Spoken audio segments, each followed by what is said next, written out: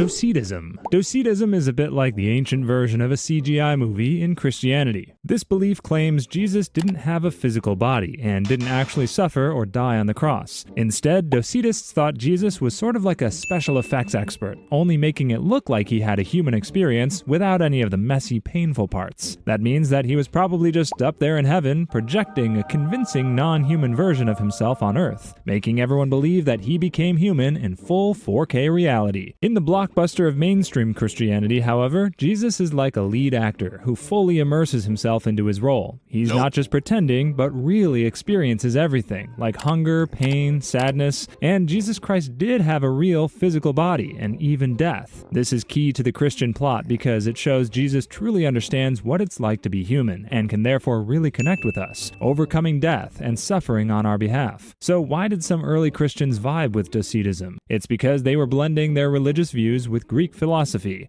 which kinda looked down on the physical stuff as weak and tainted, like that sketchy expired takeout at the back of your fridge. They thought someone as awesome as Jesus wouldn't bother with our messy human issues, like taxes or bad hair days, but this idea didn't sit well with the church VIPs. They argued that if you take away Jesus' real-life experiences, the whole story of salvation falls apart like a poorly played game of Jenga. For them, Jesus had to literally go through life and death to guide humanity through the ultimate challenge of overcoming death. Pelagianism. Imagine you're a guy named Pelagius, living in the middle of the 4th century. You learn of Christianity's concept of original sin, which states everyone is born with a tendency to mess up because of Adam and Eve's small snack mistake in the Garden of Eden. But for you, humans are born as clean slates, without inheriting the bloopers of our great-great-great-great-great-grandparents. This idea sparks a whole new belief called Pelagianism. It's like saying every newborn baby has 0 points on the scoreboard of life, and it's up to them to score good or bad points based on what they do. But he also believed you don't need God to hold your hand to choose right from wrong,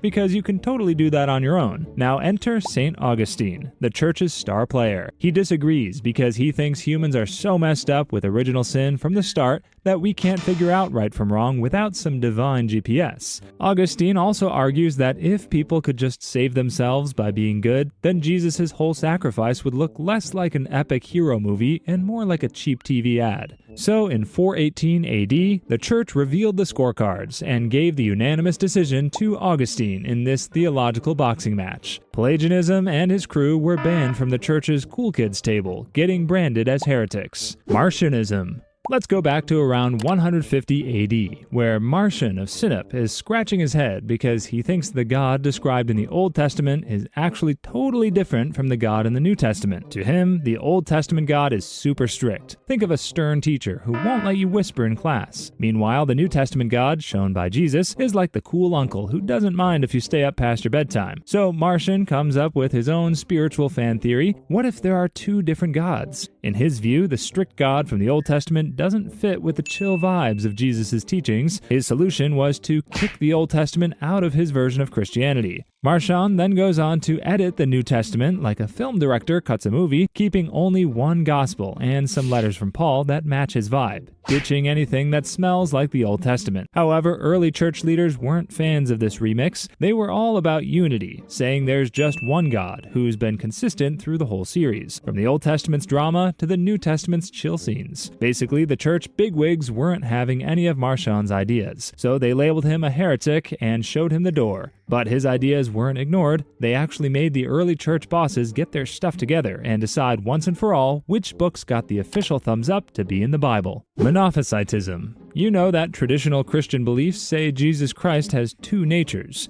God and fully human. This 2-for-1 deal was kind of a special mix, without Jesus losing any part of being God or being a person. The concept is called the hypostatic union, kind of like the ultimate combo. Back in 451 AD, some big church leaders at the Council of Chalcedon decided this was the right way to think about Jesus. But not everyone agreed with this mix and match idea. This disagreement started a big drama called Monophysitism. The Monophysites thought it was weird to say Jesus was both. They figured it made him sound like he could split into 2, like a magic trick where the magician cuts someone in half. Instead, they believed Jesus was just one super awesome divine being, not a mix of God and human. The main Christian leaders didn't like this one bit. To them, it was impossible for Jesus to be completely divine because he wouldn't understand human problems, like heartaches and poor test scores. It's like how super rich people might not get how annoying it is to catch a crowded bus. They insisted Jesus being both was the only way he could really get what humans go through. This argument split the church into different groups. Some people stuck with the two-nature idea, while others, like the Monophysites, went their own way. Those who left formed what we now call the Oriental Orthodox churches. They still think Jesus was mainly divine, but don't separate his godly side from his human side too much. It's kind of like blending two flavors into one new taste without picking them apart. Docetism. Being a Christian during the 4th century wasn't exactly a walk in the park, especially because the Roman government didn't like Christians very much. Soldiers often forced Christians to hand over their sacred books, or else they might become the stars of the next gladiatorial event. Of course, some Christians folded and handed over the goods, but later, when the heat died, these people wanted their church leader jobs back. That's where the Donatists came in and decided priesthood didn't come with an enter and exit sign. They believed that if you gave up your faith when things got tough, you shouldn't be a church leader anymore. The Donatists thought if a leader gave up once, they couldn't be trusted to do important religious ceremonies right, like baptism. It's like not trusting a cake made by someone who didn't wash their hands. As much as the Donatists only wanted Christianity to be run by pure priests, other Christians, like Augustine, weren't buying into this whole perfection conversation. They argued that sacraments worked not because of the priest,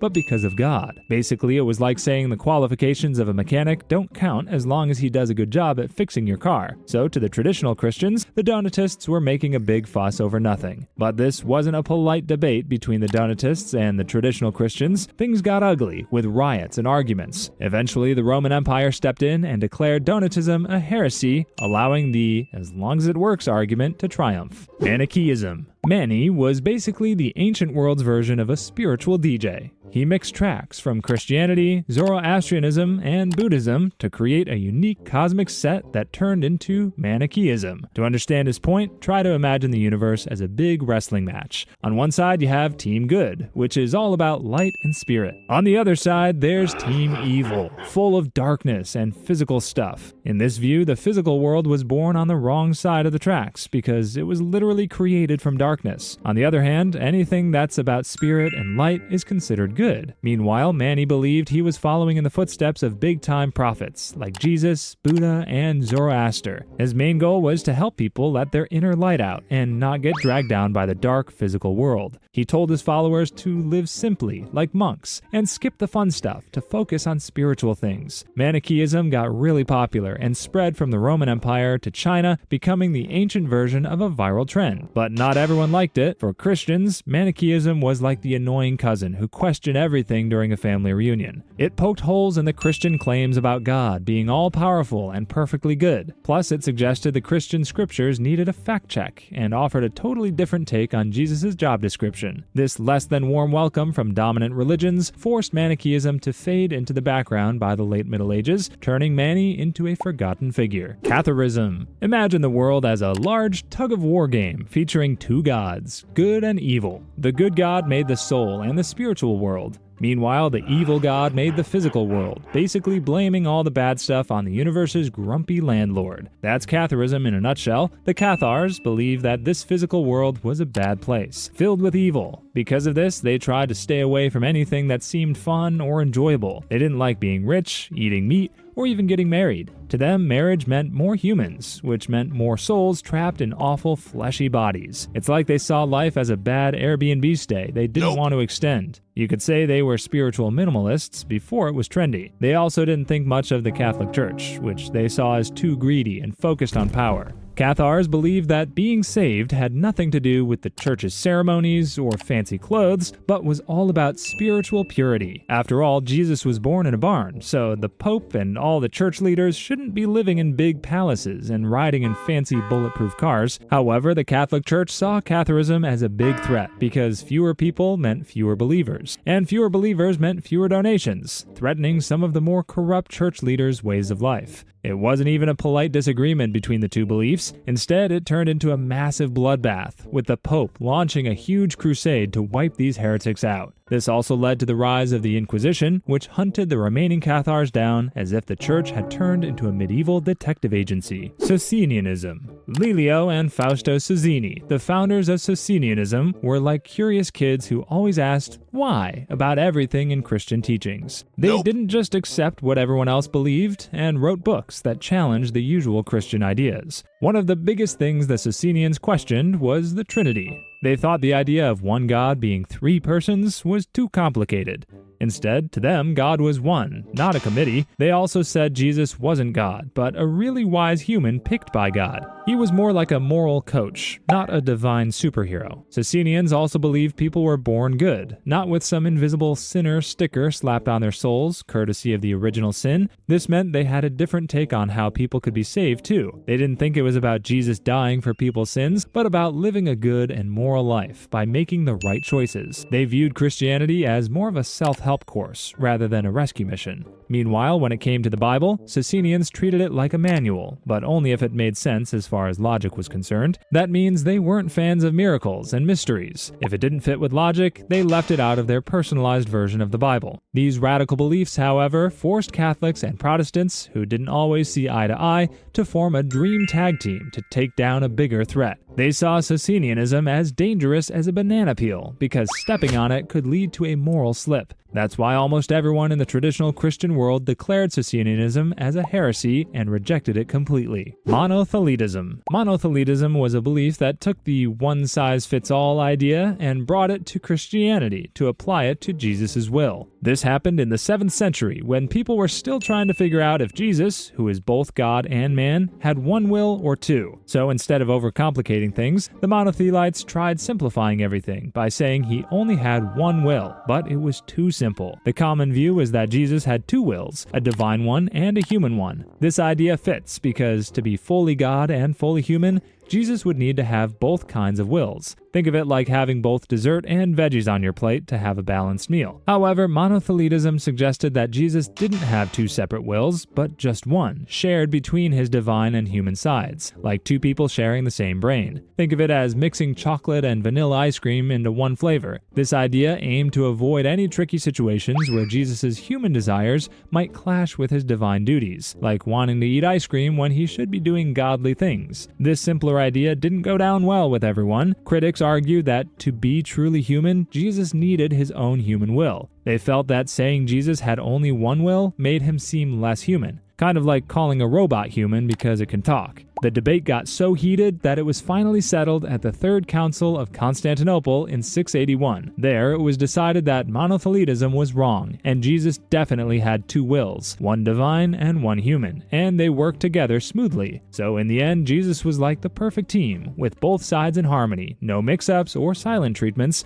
just working together seamlessly. Bogomilism. Bogomil's name may have meant dear to God, but to the church, he was more like a headache to God. That's because he started Bogomilism, a belief system that mixed Christian teachings with Gnostic ideas. He was basically mixing oil and water because those two beliefs don't exactly go together. Bogomils thought the world was a battleground between God and Satan. They believed God made the spiritual world, which was good, and Satan made the physical world, which they saw as bad. So anything you could touch had a made by Satan mark on it. That's why they avoided enjoying physical things like fancy meals or cool gadgets. Meanwhile, although they believed in Jesus like other Christians, they didn't follow the usual Christian ceremonies like baptism or communion. They saw these rituals as bad because they used physical things like water and bread. Instead, they just prayed and tried to act good. Imagine a church service with no decorations, bread, or water, just people trying really hard to look holy. But you can't blame these guys for having those beliefs. Back then, the Orthodox Church and its leaders were a bit too chummy with the government instead of God. To them, priests were the medieval versions of today's influencers because they dressed fancy, lived in nice houses, and promoted wrong messages. Because of their experiences with the church, the Bogomils believed everyone should be equal. The problem was that they refused to pay taxes or join the army. And